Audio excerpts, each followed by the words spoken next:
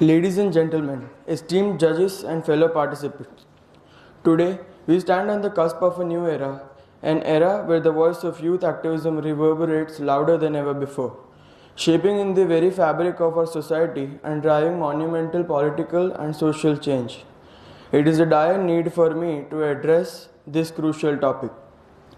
In a world fraught with challenges, it is the youth who needs to rise to the occasion, armed not with years of experience, but with an unwavering passion for justice, equality, and progress. History is replete with examples of youthful fervor catalyzing transformative movements, from the civil marches led by Martin Luther King Jr. to the students' protests that toppled oppressive regimes during the Arab Spring.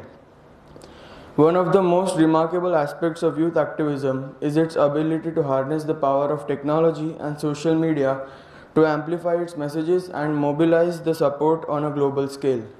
With just a few clicks, a single voice can reach millions, speaking conversations, raising awareness, and galvanizing actions like never before.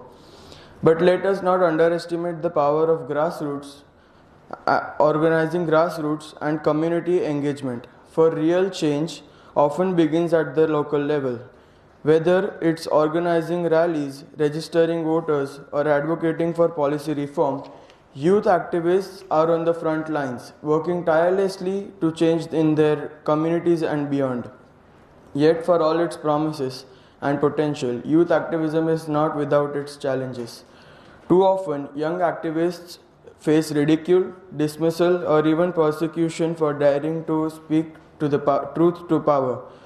They are told they are too young, too naive, too idealistic to make a difference. But history has shown us time and again that youth has the power to move mountains when they stand united in their convictions.